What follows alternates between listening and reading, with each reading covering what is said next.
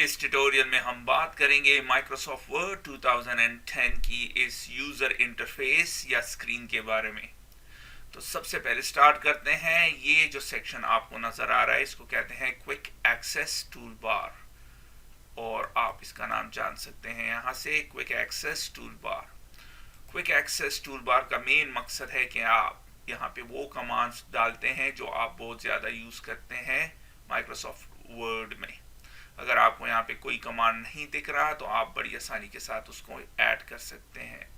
ये जो एरो की आपको नज़र आ रहा है इस पर क्लिक कर दें और फिर जो कमांड आपने ऐड करना हो उसे सेलेक्ट कर ले। फॉर एग्जांपल क्विक प्रिंट आपके सामने है। अगर तो आपने रिमूव करना हो किसी भी कमांड को तो दोबारा उस पर क्लिक कर दें और वो वहां से चला जाएगा। इस सेक्शन को रिबन कहते हैं। यहाँ पे हमारे माइक्रोसॉफ्ट वर्ड के सारे कमांड्स आपको दिखेंगे, और इस सेक्शन को कहते हैं रिबन के टैब्स। करंटली मैं इंसर्ट टैब में हूँ। ये है page layout tab, references tab, mailings tab, developer tab और एक्रोबैट टैब, और ये है होम टैब। इस बटन को फाइल मेन्यू कहते हैं, और यहाँ पे आपको माइक्रोसॉफ्ट वर्ड के बेसिक कमांड्स दिखेंगे। इसके अलावा यहाँ पे आपको ये ऑप्शंस का कमांड दिखेगा जिसके थ्रू आप कस्टमाइज कर सकते हैं अपने माइक्रोसॉफ्ट वर्ड को। इस सेक्शन को टाइटल बार कहते हैं। यहाँ पे आपको डॉक्यूमेंट का नाम और फिर जो एप्लीकेशन में है वो उसका नाम नजर आएगा। चूंकि इस केस में माइक्रोसॉफ्ट वर्ड है तो आपको माइक्रोसॉफ्ट वर्ड बता रहा है, और डॉक्यूमेंट चूंकि सेव नहीं है तो डिफॉल्ट नेम आपको शो कर रहा है। यहाँ पे आपको इस सेक्शन में ये 3 बटन्स दिखेंगे। पहले वाला है मिनिमाइज, इसके थ्रू आप इसको मिनिमाइज और मैक्सिमाइज कर सकते हैं। दूसरा बटन है मैक्सिमाइज एंड रिस्टोर। चूंकि करंटली मैक्सिमाइज है, जब आप इसको क्लिक करेंगे तो इस तरह हो जाएगा, दोबारा क्लिक करने से ये मैक्सिमाइज हो जाएगा, और इस वाले पे क्लिक करके माइक्रोसॉफ्ट वर्ड क्लोज हो जाएगा। दोबारा ओपन करते हैं। ये वाला सेक्शन जो है यहाँ पे आपको, ये है वर्ड डॉक्यूमेंट जिसमें आप अपना टेक्स्ट राइट करते हैं। For example this is word document, और जहां पे आपको ये कर्सर दिखाई दे रहा है इसको कहते हैं इंसर्शन पॉइंट। ये जो ब्लिंक कर रहा है इसको कहते हैं इंसर्शन पॉइंट। ये जो सेक्शन है इसको कहते हैं स्टेटस बार। पहले वाला जो ऑप्शन है वो कह रहा है पेज 1 ऑफ 1, जिसका मतलब है कि इस डॉक्यूमेंट में सिर्फ एक पेज है और जो जिसमें आप करंटली है। अगर तो मैं इसमें एक और पेज ऐड कर दूं, अब 2 हैं। अगर मैं पहले पेज में हूं तो ये हमें कह रहा है पेज 1 ऑफ 2 कि मैं पेज 1 में हूं। अगर मैं यहाँ पे आ जाऊं तो यहाँ मुझे कहेगा पेज 2 ऑफ 2, मैं दूसरे पेज में हूं। ये पहला जो यहाँ पे 2 नजर आ रहा है ये पेज नंबर है।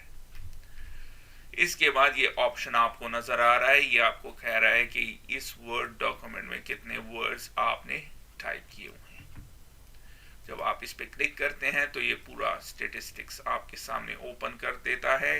आपको बता रहे 2 पेजेस हैं, वर्ड्स इसमें 4 हैं। दिस इज वर्ड और डॉक्यूमेंट।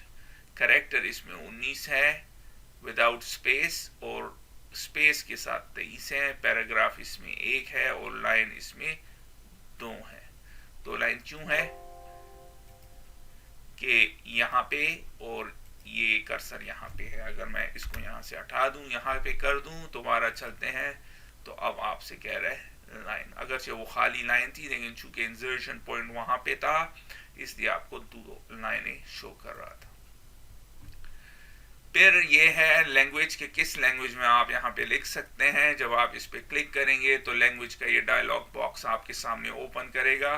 आप जो भी ऑप्शन लैंग्वेज सेलेक्ट करना चाहें उसे सेलेक्ट कर सकते हैं। यहाँ पे उर्दू भी मौजूद है, इंग्लिश यूके, इंग्लिश यूएसए। चूंकि मैं यूके में रहता हूँ इसलिए मैंने इंग्लिश यूके को सिलेक्ट किया हुआ है। इसके अलावा आप अरेबिक, हिंदी,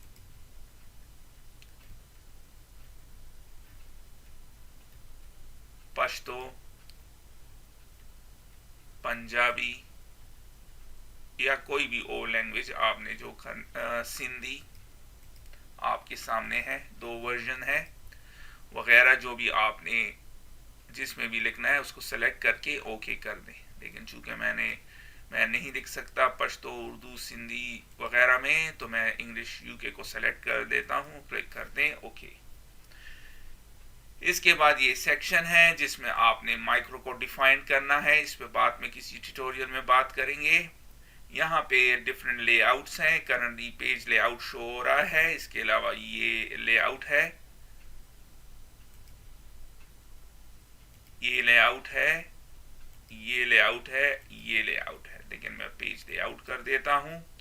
और ये है जूम, जिसके थ्रू आप इसको जूम कर सकते हैं, अपने डॉक्यूमेंट को छोटा या बड़ा कर सकते हैं।